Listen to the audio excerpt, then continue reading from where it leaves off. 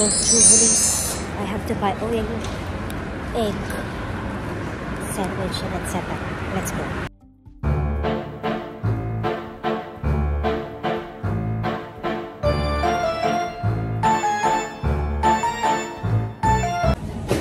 Yung mga bibilin ko, hindi pa naka half price. 40% off lang. I don't like that. So I'll go back once it's half price.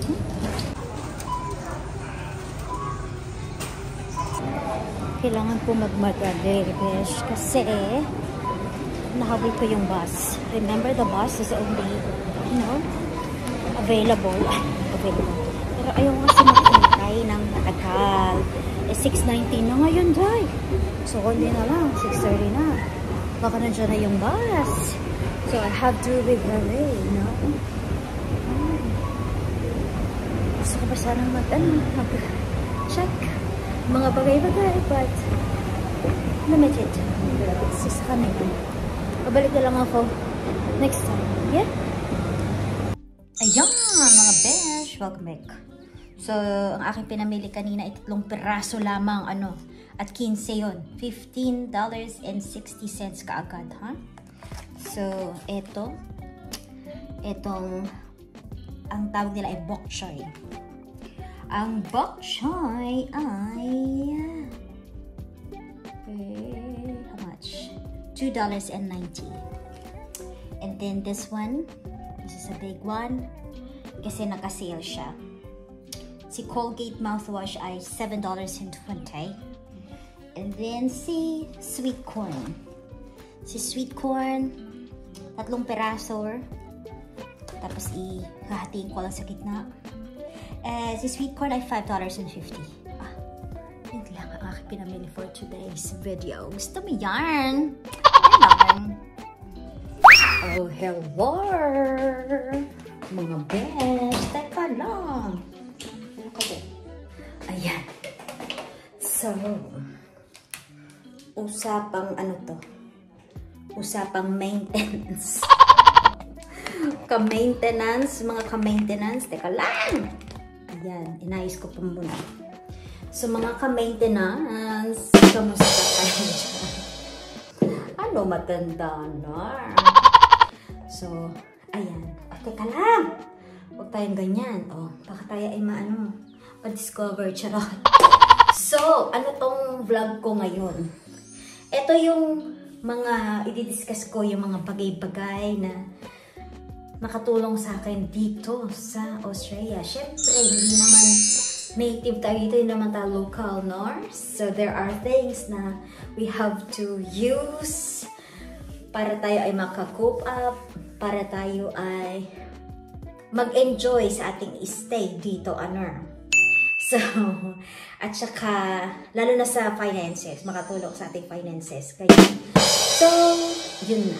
Tara na, pag-usapan na natin. Ayan, test mic test. Okay. Nandito tayo ngayon sa toilet. Ano ba itong mga ipapakita ko na? I will try my best. Okay. Kasi dito sa Australia, lalo na dito sa Tasmania, malapit kami sa malapit sa araw. Iba yung effect ng araw dito, ng sunlight, ng radiation ng sun. So, ultraviolet, ganyan. So, may mga bagay-bagay tayong kinakailangan. So, hindi ko to ginawa, hindi ko to binili before nung nasa Pilipinas ako. Kasi naman tayo mga Pilipino, mahilig tayo sa sunlight.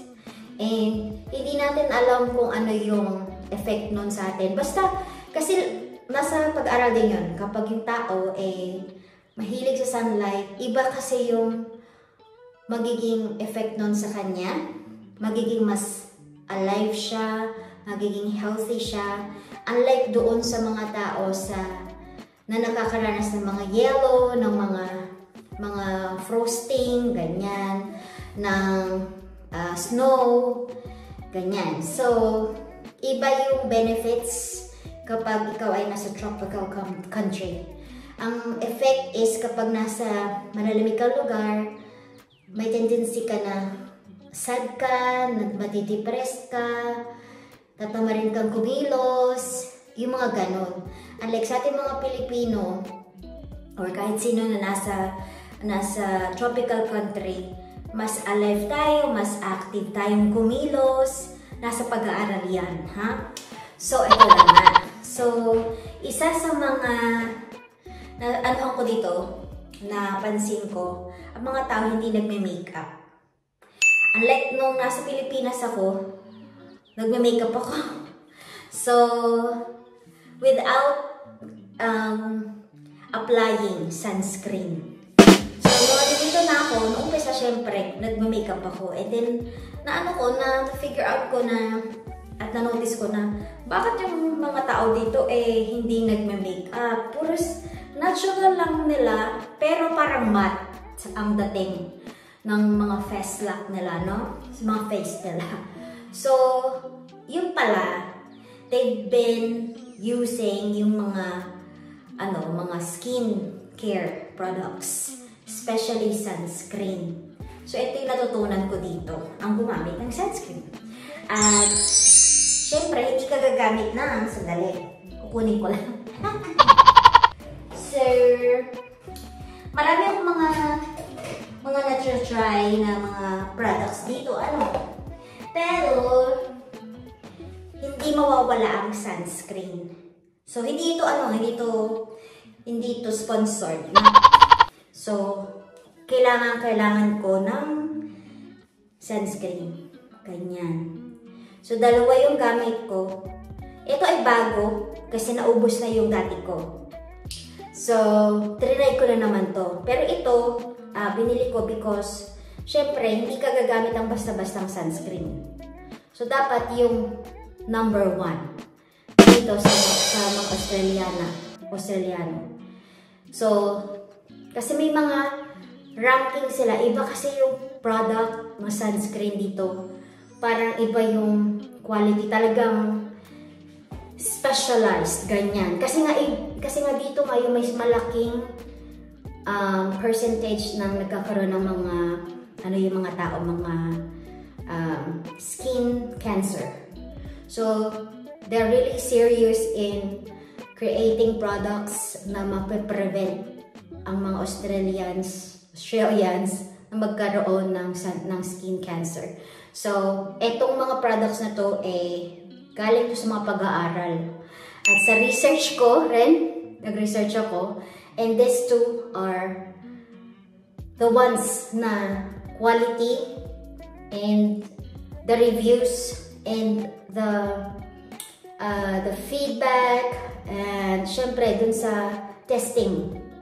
Ito yung magaling top products sa sunscreen. Ito siya. Next, doon pa rin tayo sa skin, sa lotion, Nung pumunta ako dito, napansin ko, mga couple of months na, yung skin ko sa dito, meron siyang mga pula-pula, ganyan. So, napansin ko kasi yun sa lola ko. Kasi yung lola ko, nung nabubuhay pa siya, sa Amerika kasi siya. So, yung dito niya, maputi. Siyempre, pag bumibisita siya sa Pilipinas, maputi, pero may mga red dots. So, isearch siya na lang kung ano yun. Basta meron siyang ganyan. It has something to do with the temperature sa weather nung bansang yun. So, ganon. So, to prevent that one, eto rin yung aking na-research, which is one of the best top na product, which is Cetaphil. Ganyan. So, ito ay pang malakasan to para sa akin. And subok, tested na to. I've been here since 2019. Hanggang ngayon, ilang years ko na itong gamit, itong product na to. So, nakailang bote na ako nito, na ilang galon na ng ganito. So, Cetaphil, ang best. So, ito, hindi ko mapapakita, ganyan. Medyo nabawasan na siya. Basta may mga pula-pula yan dyan. And then, napansin ko, sabi ko, bakit? So, ganyan siya. And nakatulong naman siya. And kasi kapag nasa malamig kang lugar lang, charot, nagda-dry yung skin mo. So, ang tendencies mo, mangangamot ka kasi nga dry siya. So, ito talaga, the best. Merong mga iba, syempre, pero ito kasi nahiyangan ko. Na very perfect siya sa mga sensitive skins. Ganyan. Wow, sensitive ang skin ko. Sana all. And then, another one. So, yan yung sa part ng mga lotion, mga sunscreen. And, dito sa Australia, mahal magpa-dentist. I had to visit a dentist in Sydney when I was there.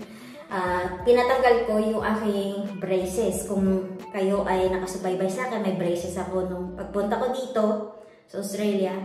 So, 2020, basta before ako pumunta dito sa Tassie, lumipas sa Tassie, pinatanggal ko na siya. And syempre, pinalinis ko yung ngipin ko, and so on. So, nung mga umpisa ko dito, ang puti ng ngipin ko, no? Nung kakalipat lang namin dito sa Tassie. So ngayon, syempre, kailangan mong i-maintain yan, ano? Mahal ang magpa-dentist dito, dahil. Ang magpa-cleaning ka lang, nasa $500 na. Cleaning lang, $500. Ang $1,000, i-multiply mo sa 37 pesos.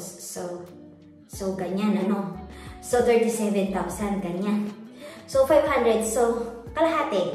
Ganyan, ng 37,000 pesos. Yan ang pa-cleaning pa lamang dito. Ganyan, kayaman ang mga dentist ko. So, instead na pumunta ka sa dentist, marami akong tinatry.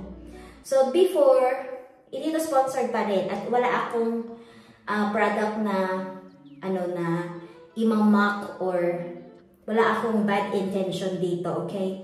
Basta before, iba yung gamit ko. Hindi ko na sabihin yung product na yun. Pero, simula nung dito ko sa Australia, and kasi para siyang, nung na-try ko talaga to, sobrang na-enjoy ko siya sa bibig ko. Ganyan. So, meron ako ditong konti na lang, hindi ko pa nakukuha yung doon sa aking So, Oral-B. Sandali, kukunin ko yung mga bago, pambihira ako. Sandali. O yan, balik na tayo Ito nakuha ko na. O, may laman yan bago. So, ito siya. Si Oral-B. Ang aking BFF.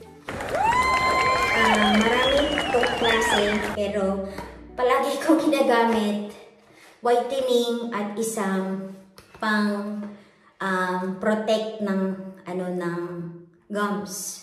So I have this one. I am a fan of something na makaka-help para maging ma-whiten ang teeth. Ganyan. So ito siya. And then I got this one. And then I got this one. Ito na lang yung natitira sa aking supplies.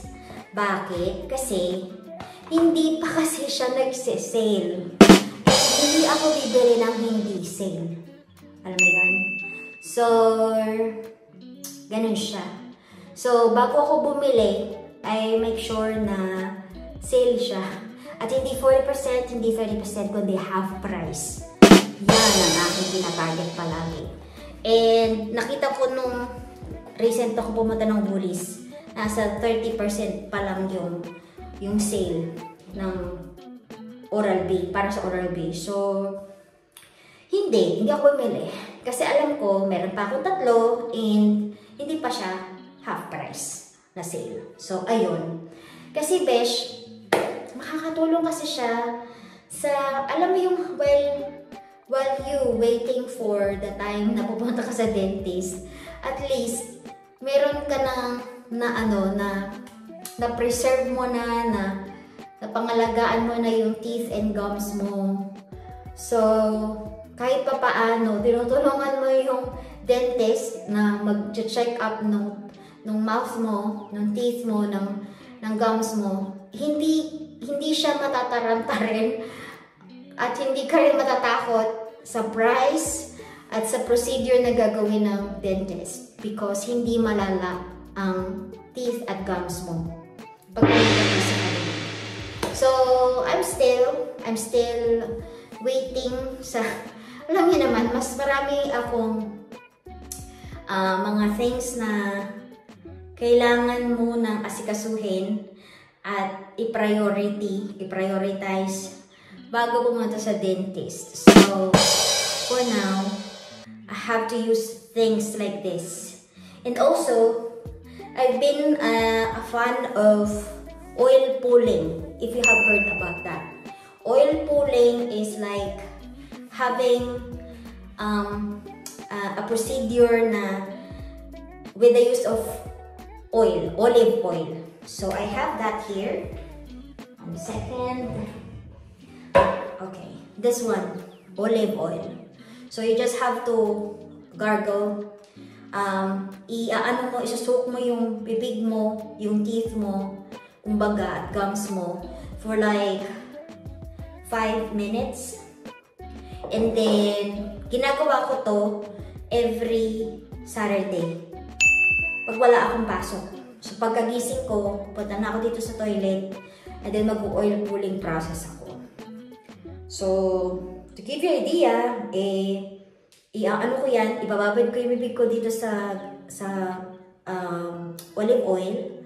And then, syempre, kailangan mainit na tubig para hindi mag-clog ang yung sink. Tapos, gagamit ako ng ito. Syempre, itong floss, kumbaga, makakatulong. Dapat, kailangan meron ka nito palagi. Kasi, syempre, yung mga something mo dyan in between of your teeth, malilinis din niya. And then, after ko nang mag-rinse nito, hindi ako mag-water muna.